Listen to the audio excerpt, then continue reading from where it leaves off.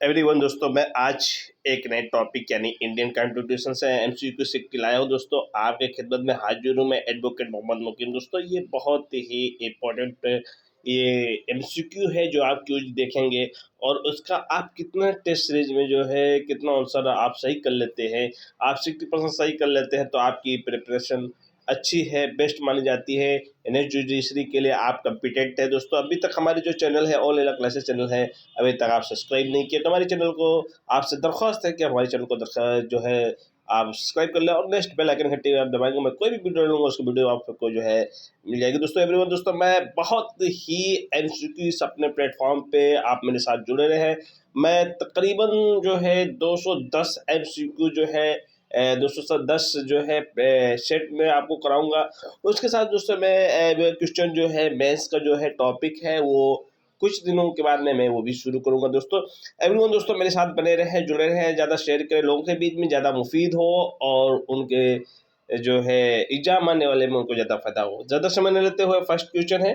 First question ये कह रहा है कि संसद को किसी संधि या अंतर्राष्ट्रीय करार के प्रयोजन के लिए किसी विषय के बाबत विधान बनाने की शर्त है। ये संविधान के अनुच्छेद में बताया गया है। यानी संसद को किसी संधि या अंतर्राष्ट्रीय करार के प्रयोजन के लिए किसी विषय के बाबत विधान बनाने की शर्त है। ये संविधान के किस अनुच्छेद में बताया गया है?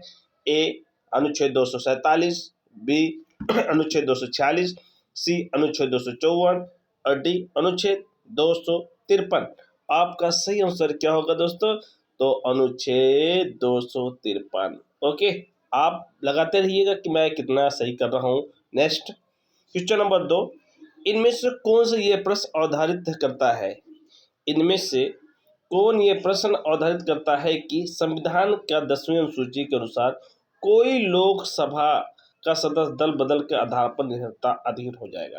यानी इनमें से कौन सा ये प्रश्न उदाहरित करता है कि संविधान की 10वीं अनुसूची के अनुसार कोई लोकसभा का सदस्य दल बदल के आधार पर निरंतरता के अधीन होगा?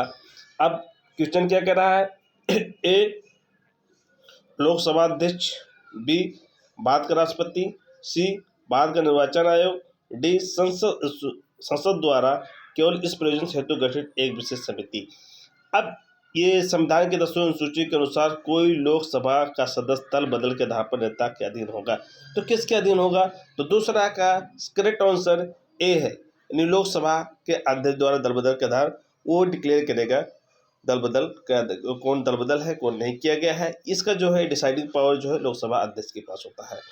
अब क्वेश्चन नंबर 3 होता है। क्वेश्चन नंबर 3 है, उच्चतम न्यायालय यानी सुप्रीम कोर्ट और उच्च न्यायालय यानी हाई कोर्ट में और अधिनियम आदि के लिए प्रयोग की जाने वाली भाषा जब तक संसद विधि द्वारा अन्यथा ओपन न कर दे तब तक ये क्या होगा? आर्टिकल 348 में है। तो ये माना जो है ये कह रहा है तो उच्चतम न्यायालय को प्रत्येक उच्च न्यायालय में सभी कार्यवाही अंग्रेजी भाषा में होगी।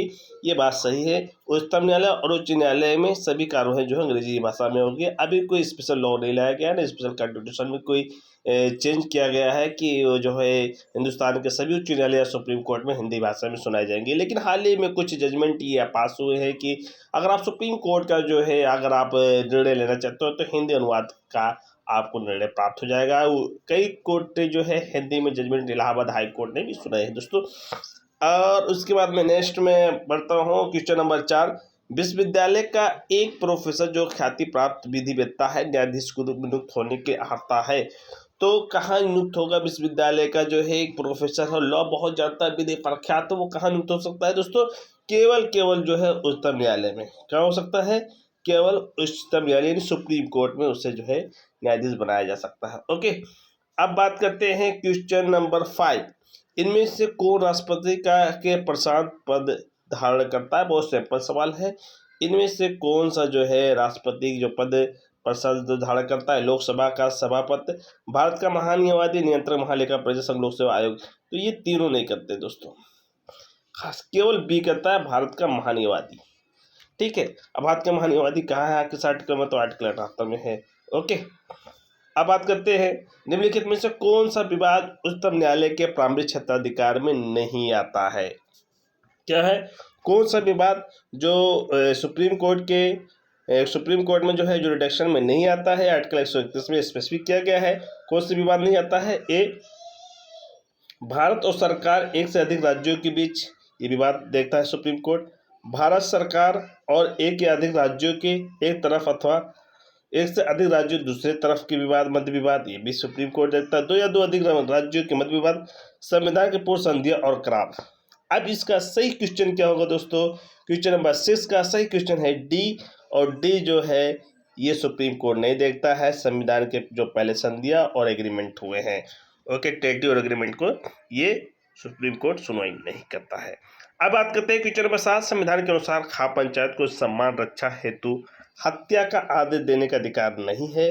तो किस मामले में ये अब निर्धारित किया गया है? एक केस आया था, खाप पंचायत लगाया जाता था, खाप पंचायत के सम्मान में हेतु हत्या और आदेश देने का अधिकार नहीं है। तो ये किस केस में है? शक्तिवाहिनी बनाम union of India, Shanti Bhushan बनाम सुप्रीम कोर्ट ऑफ इंडिया, रूपा जैन बेगम बनाम यूनियन ऑफ इंडिया, ललिता बनाम स्टेट ऑफ छत्तीसगढ़। इसका सही उत्तर क्या होगा 7 का? तो 7 का सही उत्तर दोस्तों ए है, शक्तिवाहिनी बनाम यूनियन ऑफ इंडिया में इस केस को डिस्कस किया गया है और बहुत विस्तार से हैंड भी और किया गया है और खाप पंचायत को असंवैधानिक करार दिया है। अब बात करते हैं कि क्वेश्चन नंबर 8, इनमें से कौन सी रिट न्यायिक अथवा अर्ध न्यायिक अधिकारियों के विरुद्ध जारी की जा सकती है? क्या जारी की जा सकती है?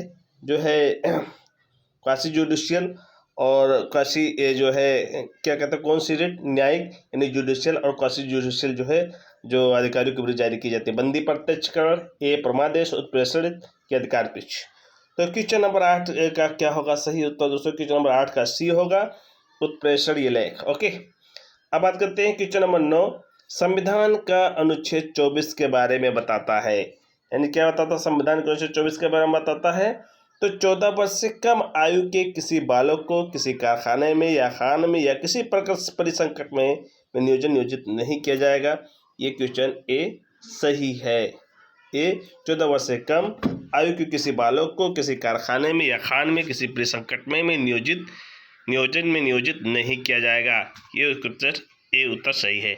इनमें में से कौन सा एक संवैधानिक निकाय नहीं है? तो संवैधानिक निकाय कौन सा नहीं है? निर्वाचन आयोग, ये भी संवैधानिक निकाय है। नीति आयोग, ये भी संवैधानिक निकाय है। जीएसटी परिषद, अंतर्राष्ट्रीय परिषद। अब जीएसटी परिषद जो है ये भी संवैधानिक निकाय है, लेकिन अंतर्राष्ट्रीय परिषद जो बताइए ये संवैधानिक निकाय नहीं है।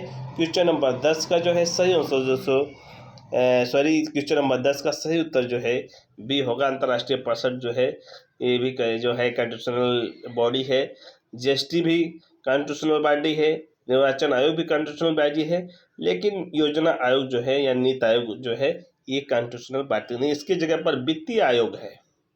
वित्तीय आयोग जो है 280 में जो है बताया गया है वो जो है कॉन्स्टिट्यूशनल बॉडी है, ओके। भारतीय संविधान के अनुच्छेद 51A के अंतर्गत उल्लिखित मूल कर्तव्य में शामिल नहीं है। अब इसमें क्या कह रहा है? क्वेश्चन नंबर 11 कह रहा है कि भारतीय संविधान के अनुच्छेद 51A के उल्लिखित मूल कर्तव्यों में शामिल नहीं है। भारत की संप्रभुता रक्षा करना, उससे अक्षुण्ण बनाए रखना। ए। बी कह रहा है, बी क्या कह रहा है? बी कह रहा है आह्वान किए जाने पर देश की रक्षा करें, हमारी समसामयिक संस्कृति और गौरवशाली परंपरा के महत्व समझे और उसका परीक्षण करें, राष्ट्रीय महत्व के स्मारक स्थानों की वस्तुओं को संरक्षण करें। तो जब आप जो है फंडामेंटल ड्यूटीज पढ़ेंगे तो उसमें ड्यूटीज बताए गए हैं। तो ड्यूटी कितने बताए गए हैं? 11 ड्यूटी बताया गया है, जो आप जो है टोटल 10 ड्यूटी है। और उसमें जो है ड्यूटी बताए गए जिसमें ड्यूटी डी नहीं आता और बाकी सब ड्यूटीज आते हैं। अब बात करते हैं भारत में मतदान करने का अधिकार क्या है? तो भारत में मतदान करने का अधिकार बड़ा डिस्प्यूटेड क्वेश्चन है। कभी कभी संवैधानिक माना जाता है, कोई विधिक माना जाता है, लेकिन जो है 100% लोगों का मत है कि ये जो मतदान का अधिकार ये लीगल राइट्स, ओके। अब बात करते हैं क्वेश्चन नंबर 13। निम्नलिखित में से कौन सा अनुच्छेद भारत के संविधान के संबंध में सत्य एवं सही है? काठी रेनिंग रावत बनाम स्टेट ऑफ सौराष्ट्र 1952, यानी काठी रेनिंग रावत बनाम स्टेट ऑफ सौराष्ट्र 1952 ये वर्ग विधान को मना करता है। ये युक्त वर्गीकरण को अनुमति देता है। सी ये वर्ग विधान को मना करता है। डी है इनमें से कोई नहीं। तो क्वेश्चन नंबर 13 का सही ऑप्शन क्या होगा दोस्तों? क्वेश्चन नंबर 13 का सही ऑप्शन दोस्तों जो है सी होगा। सी क्या कह रहा है? ये वर्ग विधान को मना करता है तथा युक्त वर्गीकरण को अनुमति देता है। ठीक है, अब बात करते हैं क्वेश्चन नंबर 14। भारतीय संविधान के निम्नलिखित में से कौन सा अनुच्छेद दोहरे संकट के सिद्धांत को मान्यता दी गई है? यानी भारतीय संविधान निम्नलिखित में से कौन से अनुच्छेद दोहरे संकट सिद्धांत को मान्यता दी गई है? अनुच्छेद 22। कौन सा है? अनुच्छेद 22। यानी कौन सा क्वेश्चन 14 का है? तो 14 का सही ऑप्शन 200 है। ओके, अब बात करते हैं 15। पंचायत के गठन से संबंधित भारतीय संविधान का भाग 9 तो क्या कहता है? पंचायत से गठन की बात करता है article 243B, 243O, 243W, 243A। तो सही अवसर क्या होगा 15 का? तो 15 का सही उत्तर जो है 243B, यानी इसका जो सही उत्तर होगा ए होगा 243B। अब बात करते हैं नेक्स्ट क्वेश्चन नंबर 16। पर्यावरण का संरक्षण एवं संवर्धन तथा वन्यजीव की संरक्षा अनुच्छेद 51A में क्या है? ये मौलिक कर्तव्य है कि एक मौलिक कर्तव्य में से एक है। बी कह रहा है राज्य का एक निर्देशक तत्व है। सी राज्य का निर्देशक तत्व एवं मूल कर्तव्य दोनों है, इनमें से कोई नहीं। अब बताइएगा 16 का सही उत्तर क्या होगा दोस्तों? 16 का सही उत्तर जो है सी है, राज्य का नीति निर्देशक तत्व और मूल कर्तव्य दोनों है। ओके, अब बात करते हैं क्वेश्चन नंबर 17। निम्नलिखित में से कौन सा भारतीय संविधान के अंतर्गत मौलिक अधिकार नहीं है? तो मौलिक अधिकार नहीं है तो समानता का अधिकार मौलिक अधिकार है। ओके, जो 14 आर्टिकल में बताया गया। धार्मिक स्वतंत्रता का 25 से 28 तक बताया गया, ये भी फंडामेंटल राइट है। संवैधानिक उपचार ये भी फंडामेंटल आर्टिकल 32 में है। समान न्याय निःशुल्क विधिक सहायता ये 39A में है, ये नहीं है। ओके, ये नीति निर्देशक तत्व है, तो केवल 1, 2, 3 तो ये सही है, केवल 1, 2, 3। ओके, केवल 1, 2, 3। नेक्स्ट, निम्नलिखित में से कौन सा राज्य के निर्देशक तत्व नहीं है? अब राज्य के निर्देशक तत्व नहीं है, अब कौन सा राज्य है? अब बात करते हैं कि ग्राम पंचायत का संगठन ये भी जो है राजनीतिक तत्व का भाग है। नागरिकों और गैर नागरिकों के लिए समान सिविल सहायता आर्टिकल 44 की बात करता है। कुछ दशाओं में काम, शिक्षा, लोक सहायता पाने का अधिकार ये भी है। कार्यपालिका न्यायपालिका का पृथक्करण। आप बताइएगा आर्टिकल जो है क्वेश्चन नंबर 18 का जो सही ऑप्शन क्या होगा? तो क्वेश्चन नंबर 18 का सही ऑप्शन जो है बी है, नागरिकों और गैर नागरिकों समान सिविल सहायता। केवल नागरिकों को समान सिविल सहायता, गैर नागरिकों की बात नहीं करता, तो ऑप्शन सी सही है। ओके, अब बात करते हैं क्वेश्चन नंबर जो है 19। भारत के संविधान की प्रस्तावना में भारत के लोगों ने बनाने के लिए संकल्प लिया था प्रभुत्व संपन्न लोकतंत्रात्मक गणराज्य, प्रभुत्व संपन्न समाजवादी लोकतंत्रात्मक गणराज्य, प्रभुत्व संपन्न समाजवादी पथनिरपेक्ष लोकतंत्रात्मक गणराज्य, प्रभुत्व संपन्न पथनिरपेक्ष लोकतंत्रात्मक गणराज्य। तो सही उत्तर क्या होगा? आप फटाफट बताइएगा दोस्तों। तो इसका सही उत्तर क्या होगा? 20 का सही उत्तर क्या होगा दोस्तों? 19 का सही उत्तर आप बताइएगा। बहुत डिफिकल्ट क्वेश्चन है और इसका सही उत्तर मिल गया है प्रभुत्व संपन्न समाजवादी पथनिरपेक्ष लोकतंत्रात्मक गणराज्य। ओके, अब बात करते हैं मैं 20 का। निम्नलिखित में से कौन सी रिट निजी व्यक्ति के साथ ही लोक प्राधिकारी के विरुद्ध जारी की जा सकती है? अब कौन सी रिट जो है निजी व्यक्ति के साथ ही लोक प्राधिकारी के विरुद्ध जारी की जा सकती है? तो ये बंदी प्रत्यक्ष का परमादेश प्रतिषेध उपरोक्त में से कोई नहीं। केवल एक सही है, केवल 2 सही है, केवल 1, 2, 3 सही है, केवल 2, 3 सही है। तो 20 का सही उत्तर क्या होगा? 20 का सही उत्तर जो है ए है, केवल 1 सही है। बंदी प्रत्यक्ष कर जो है जारी की जा सकती है निजी और लोक प्राधिकारी के दोनों के विरुद्ध। अब बात करते हैं क्वेश्चन नंबर 21। ये किस अनुच्छेद में प्रतिस्थापित किया गया है कि राज्य 6 वर्ष की आयु से 14 वर्ष आयु के सभी बालकों के लिए निःशुल्क अनिवार्य शिक्षा उपलब्ध कराएगी? वो कौन से आर्टिकल में? 66वें संविधान संशोधन 2002 में हुआ था। और ये जो है ये आर्टिकल जो है ऐड किया गया था 21A, आर्टिकल 21A जोड़ा गया था। और उस केस को क्या है, किस केस का नाम है? उन्नी कृष्णा का केस का है, मोनी जैन का केस है, इसमें जो है ऐड किया गया था। अब बात करते हैं क्वेश्चन नंबर 22। निम्नलिखित में से कौन से संविधान के संशोधन द्वारा राष्ट्रपति के लिए यह आज्ञापित किया गया है कि वो मंत्रिपरिषद की सलाह स्वीकार करे? तो कौन सा है? 39 संविधान संशोधन, 42वां संविधान संशोधन, 49वां संविधान संशोधन कि 44वां संविधान संशोधन? तो क्वेश्चन नंबर 22 का सही उत्तर जो दोस्तों बी है। क्या है? 42वां संविधान संशोधन द्वारा ये बनाया गया था। राष्ट्रपति द्वारा अध्यादेश किस समय जारी किया जा सकता है? तो कब जारी किया जाता है? जब लोकसभा या जो है विधानसभा, सॉरी, लोकसभा और राज्यसभा में जब सदन न चल रहा हो तब जारी किया जा सकता है। ठीक है, किसी सत्र नहीं चल रहा हो, संसद का सत्र चल रहा हो, लोकसभा का संसद न चल रहा हो, राज्यसभा, जब संसद और दोनों सदनों का सत्र न चल रहा हो तो डी इसका सही उत्तर होगा। ओके, अब बात कर रहे हैं नागरिकों के लिए समान सिविल सहायता के से संबंधित भारतीय संविधान का अनुच्छेद किस में दिया गया है? तो अनुच्छेद 44 में दिया गया है। कहाँ दिया गया? अनुच्छेद 44 में दिया गया है। और उसके बाद में सार्वजनिक स्थलों पर धूम्रपान पर रोक से संबंधित उच्चतम न्यायालय का फैसला है। तो कौन सा केस है? इस केस में मुरली द्वारा बनाम भारत संघ का केस है। ये एमपी में बहुत बार पूछा जाता है। क्वेश्चन नंबर 26 है, जहां समवर्ती सूची किसी विषय पर राज्य विधायिका द्वारा निर्मित विधि संसद के द्वारा बनाई पूर्व विधियों में विरोध में हो तब राज्य द्वारा निर्मित ऐसी विधि की जो राष्ट्रपति की अनुमति से बनाई जाएगी तो राज्य में प्रभावी होगी, राज्य में प्रभावी नहीं होगी। उच्चतम न्यायालय की अनुमति से राज्य में प्रभावी होगी, उच्चतम न्यायालय की अनुमति से राज्य में प्रभावी होगी। तो इसका सही उत्तर क्या होगा? क्वेश्चन नंबर 26 का सही उत्तर जो है सी होगा। उच्चतम न्यायालय की अनुमति से राज्य में क्या होगा? इफेक्टिव होगा, यानी प्रभावी होगा। ओके, अब बात करते हैं क्वेश्चन नंबर 17, भारत के संविधान के रचयिता का मानस निम्नलिखित में से किसे प्रतिबिंबित होता है? प्रतिबिंबित होता है तो उद्देश्य का, मौलिक अधिकार, राज्य के निर्देशक, मौलिक कर्तव्य। तो सही उत्तर दोस्तों प्रेमबल है, उद्देश्य का है, उत्तर ए है। ओके, अब बात करते हैं राज्यसभा का पदेन सभापति कौन होता है? तो राज्यसभा का पदेन सभापति जो है उपराष्ट्रपति होता है, बी उत्तर सही है। अब उसके बाद में क्वेश्चन नंबर 29 है, राष्ट्रपति के निर्वाचन से संबंधित या संसद विषय की सभी संकटों तथा विवादों की जांच का निश्चय किसके द्वारा किया जाएगा? तो किसके द्वारा किया? प्रधानमंत्री, मंत्रिमंडल, भारत का सर्वोच्च न्यायालय के निर्वाचन आयोग।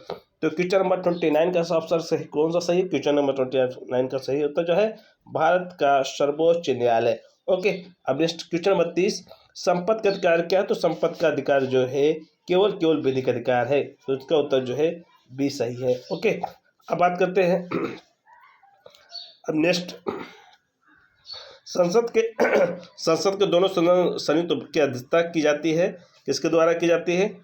तो सही उत्तर इसका सी है, लोकसभा अध्यक्ष द्वारा की जाती है। ओके, क्वेश्चन नंबर जो सेक्शन 118 का 4 है, भारतीय संविधान के अंतर्गत उच्चतम न्यायालय के न्यायाधीश हटाने की प्रक्रिया क्या है? तो अनुच्छेद 126, अनुच्छेद 127, अनुच्छेद 124(4). तो सही उत्तर दोस्तों अनुच्छेद 124(4). ओके, अब बात करें भारतीय संविधान के अनुच्छेद 352 में निहित क्या है? 352 में निहित है, तो सही उत्तर दोस्तों आपातकाल की उद्घोषणा निहित है। ओके, अब निर्वाचन आयोग है तो 324 में है। उसके बाद में क्या वित्त आयोग 280 में है। संघ लोक सेवा आयोग है तो 315 में है। ओके, अब बात करते हैं केंद्रीय सरकार के विरुद्ध किए गए वाद में प्रतिवादी के रूप में नामित किए जाने वाले प्राधिकारी कौन होता है? अब इसमें जो है अगर केंद्र सरकार के रूप में होगा तो भारत संघ होगा। Okay, union of India, one या state state, union of state, यानी संसद को किसी संधि अंतर्राष्ट्रीय करार के प्रयोजन के लिए किसी विषय के बाबत विधान बनाने की शक्ति की है, ये संविधान के कुछ अनुच्छेद में बताया गया है। ओके, यानी क्वेश्चन नंबर 35 है, संसद के किसी संधि अंतर्राष्ट्रीय करार के प्रयोजन के लिए किसी विषय बाबत विधान बनाने की शक्ति है और यह संविधान के कुछ अनुच्छेद में बताया गया है। तो क्वेश्चन नंबर 35 का सही उत्तर क्या होगा? 35 का सही उत्तर दोस्तों ये डी होगा, अनुच्छेद क्या है? 253। ओके, क्या बताया गया है? 253। ओके, नेक्स्ट 36, इनमें से कौन सा ये प्रश्न अवधारित करता है कि संविधान की 10वीं अनुसूची के अनुसार कोई लोकसभा का सदस्य दल बदल के आधार पर निरंतरता के अधीन हो गया है? यानी संविधान के 10वीं अनुसूची के अनुसार कोई लोकसभा का दल बदल का आधार निरंतर पर हो जाएगा, तो इसका सही जो है भारत के लोकसभा अध्यक्ष द्वारा, ये सही उत्तर जो है ए होगा, लोकसभा अध्यक्ष द्वारा। ओके, अब बात करते हैं क्वेश्चन नंबर 37, उच्चतम न्यायालय और उच्च न्यायालय में अधिनियम आदि के लिए प्रयोग की जाने वाली भाषा जब तक संसद विधि द्वारा अंतोपंदित न करे तब तक क्या करेगा? तो क्या है? उच्चतम न्यायालय, उच्च न्यायालय, प्रत्येक उच्च न्यायालय की भाषा कार्य अंग्रेजी में होगी, तो क्वेश्चन ए होगा। ओके, अभी मैं आपको पढ़ाया और रिपीट हुआ है। अब मैं बता रहा हूँ विश्वविद्यालय का एक प्रोफेसर जो ख्याति ये भी पढ़ा चुका हूँ। अब इसमें क्या रहा, ये भी पढ़ा चुका हूँ। अब इसका जो है कोई में से कौन सी बात उत्तम न्यायालय पर अभी ये भी पढ़ा चुका हूँ। और उसके बाद में मैं क्वेश्चन नंबर 42 भारतीय संविधान कौन सा अनुच्छेद ये भी पढ़ा चुका हूँ। अब उसके बाद में मैं भारतीय संविधान के अनुच्छेद में जो है राज्य की परिभाषा में सरकार को भारतीय संसद, सरकार और राज्य विधानसभा, स्थानीय और अन्य पदाधिकारी जो भारत की सीमा पर सम्मिलित हैं, यानी स्टेट की बात करता है। भारतीय संविधान में स्टेट कौन है? तो स्टेट के डिफिनेशन में क्या आता है? सरकार, भारतीय संसद, सरकार और राज्यों की विधानसभा, स्थानीय और अन्य प्राधिकारी जो भारत की सीमा में। तो ये कहाँ बताया, किस आर्टिकल? तो आर्टिकल 12 में बताया गया। ओके, अब नेक्स्ट, निम्न में से भारतीय संविधान का कौन सा अनुच्छेद अभिव्यक्ति की स्वतंत्रता के अधिकार को संरक्षण करता है? अभिव्यक्ति के अधिकार को संरक्षण जो है, स्वतंत्रता का अधिकार संरक्षण करता है। तो आर्टिकल 19, आर्टिकल 20, आर्टिकल 21, आर्टिकल। अब इसका सही उत्तर है आर्टिकल 19 ए। नेक्स्ट, अब बढ़ते हैं, निम्नलिखित में से कौन सा अधिकार मौलिक अधिकार नहीं है? कौन सा अधिकार मौलिक अधिकार नहीं? अब संगम या संघ बनाने का स्वतंत्र अधिकार ये मौलिक अधिकार है। भारत के राज्य क्षेत्र में सर्वथा आबाद संचार स्वतंत्र अधिकार, भारत राज्य के किसी भाग में निवास करने या किसी बस जाने की स्वतंत्रता, और उसके बाद में संपत्ति अर्जन करना, धारण व्ययन करना अंतरण का अधिकार, यानी संपत्ति का अर्जन, धारण तथा व्ययन अंतरण का अधिकार ये मौलिक अधिकार नहीं है। अब बात करते हैं इनमें से कौन सा अधिकार संविधान के मौलिक अधिकारों की सूची में नहीं है? तो कौन से मौलिक अधिकार की सूची में नहीं है? तो रोजगार का अधिकार मौलिक अधिकार सूची में नहीं है, ये नीति निर्देशक तत्व सिद्धांत में है। स्वतंत्रता के अधिकार निम्नलिखित में शामिल नहीं है, तो क्या नहीं शामिल है? तो संघ बनाने की स्वतंत्रता शामिल है, वाक स्वतंत्रता शामिल है, मजदूर की समानता का अधिकार ये शामिल नहीं है। ओके विज्ञापन एक वाणिज्य वाक्य है, ये निर्मित हुआ था, किस केस में हुआ था? तो ये हमदर्द दवाखाना बनाम भारत संघ में हुआ था। किस केस में हुआ था? हमदर्द दवाखाना बनाम भारत संघ में हुआ था। ओके, अब बात करते हैं क्वेश्चन नंबर 50। भारत की संपूर्णता अखंडता के हित में युक्त निर्बंधन अध्रोपित किया जा सकता है वाक और अभिव्यक्ति स्वतंत्रता में। बी, भारत के राज्य क्षेत्र के आवास संचालन के अधिकार पर। सी, भारत के राज्य क्षेत्र के किसी भाग में निवास करने या बस जाने के अधिकार पर, या कोई उपजीविका व्यापार और कारोबार करने के अधिकार पर। तो कहाँ लगाया जा सकता है? तो क्वेश्चन नंबर 50 का सही आंसर क्या होगा दोस्तों? तो 50 का सही उत्तर जो है ए है, वाक और अभिव्यक्ति की स्वतंत्रता पर। ओके, अब बात करते हैं क्वेश्चन नंबर 51। भारत का संविधान संरक्षण नहीं देता है, तो क्या संरक्षण है? संगम या संघ बनाने के अधिकार ये भी संरक्षण, तो बोलने अभिव्यक्ति स्वतंत्रता का अधिकार, और उसके बाद में संपत्ति अर्जन ये नहीं देता है, सी नहीं देता। ओके, अब बात करते हैं क्वेश्चन नंबर 52। कौन सा रिट में नैसर्गिक न्याय और को ध्यान नहीं दिया जाता है? क्या है? जो है नेचुरल जस्टिस का ध्यान नहीं दिया जाता है। क्वेश्चन नंबर जो है 52 है, तो क्वेश्चन नंबर 52 का सही ऑप्शन क्या होगा दोस्तों? तो 52 का ए है, प्रतिषेध। प्रतिषेध में प्रोहिबिटेड कर दिया गया है, तो ये ध्यान नहीं दिया जाता। सॉरी, प्रतिषेध नहीं, परमादेश होगा, प्रतिषेध नहीं होगा। परमादेश जो है नैसर्गिक न्याय का ध्यान नहीं दिया जाता, इसमें डायरेक्शन दिया जाता है। ओके, अब मैं बात करते हैं क्वेश्चन नंबर 53। उच्च न्यायालय की समझ बंदी प्रतिष्ठा याचिका तब तक नहीं की जा सकती है। अब भाई डायरेक्ट, अब जो है कोई कोर्ट अगर उसको संज्ञान ले न्यायालय के आदेश द्वारा निरुद्ध किया गया, तो उस पर जो है बंदी प्रतिष्ठा का आदेश नहीं जारी किया जा सकता, अन्य पर जारी किया जा सकता है। जब किसी व्यक्ति के विरुद्ध राज्य के निरुद्ध कर रखा हो, जब किसी व्यक्ति को किसी प्राइवेट में निरुद्ध कर रखा हो, राज्य अथवा प्राइवेट बोर्ड दोनों में से किसी भी द्वारा जब कोई भी निरुद्ध किया गया हो। अब बात करते हैं क्वेश्चन नंबर 54। अधिकारिता संबंधी त्रुटियों को ठीक करने के लिए जो रिट जारी की जाएगी वो क्या है? यानी अधिकारिता संबंधी जो त्रुटि हुई, गलत हुई, जो ठीक करने के लिए जो रिट जारी किया उसे क्या कहा जाता है? तो प्रेशर कहा जाता है, परमादेश कहा जाता है, अधिकार पृष्ठ कहा जाता है, प्रतिषेध कहा जाता है।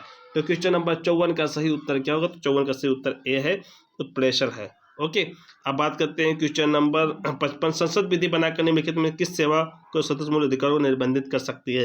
यानी संसद विधि बनाकर निम्नलिखित में किस सेवा को सदस्यों को मूल अधिकारों को निर्बंधित कर सकती है? तो 55 का सही आंसर क्या होगा? तो 55 का सही उत्तर दोस्तों बी है, यानी राज्य पुलिस सेवा। क्या है? राज्य पुलिस सेवा। अब बात करते हैं क्वेश्चन नंबर 56। जब सेना विधि परिवृत्त में हो तब संविधान के किस अनुच्छेद के अंतर्गत मूल अधिकार पर निर्बंधन अध्रोपित किया जा सकता है? तो अनुच्छेद किस पे किया जा सकता है? 33, 358, 359, 334। तो इसका सही उत्तर क्या होगा दोस्तों? 56 का सही उत्तर जो है डी होगा, अनुच्छेद 34 पर जो है निर्बंधित लगाया जा सकता है। निम्नलिखित में किस संविधान संशोधन के अंतर्गत संपत्ति का अधिकार एक मौलिक अधिकार हटाया गया है? तो क्यों सा हटाएगा? 44वां संविधान संशोधन द्वारा। ओके, अब बात करते हैं क्वेश्चन नंबर 58। जब एक विधेयक पर संसद के दोनों सदन में मतभेद उत्पन्न हो गया हो तब मतभेद किसके द्वारा यानी किसके द्वारा दूर किया जा सकता है? अब इसका दोनों सदन की संयुक्त बैठक द्वारा, भारत के राष्ट्रपति द्वारा, भारत के प्रधानमंत्री द्वारा, विशेष समिति द्वारा। क्वेश्चन नंबर 58 का है, तो दोनों सदन की संयुक्त बैठक द्वारा। ओके, अब बात करते हैं क्वेश्चन नंबर 59। संसद के दोनों सदन संयुक्त बैठक की अध्यक्षता कौन करता है? तो लोकसभा अध्यक्ष करता है। लास्ट सवाल दोस्तों, मैं आज लास्ट सवाल बता रहा हूँ। लास्ट सवाल क्या है? 60, भारत सरकार अधिनियम के अधीन एक संरक्षण न्यायालय का गठन किया गया है, जो क्या कहलाता है? यानी भारत सरकार अधिनियम के अधीन एक संरक्षण न्यायालय गठन किया गया, उसे क्या कहलाता है? प्रिवी काउंसिल, उच्चतम न्यायालय, उच्च न्यायालय, संघीय न्यायालय।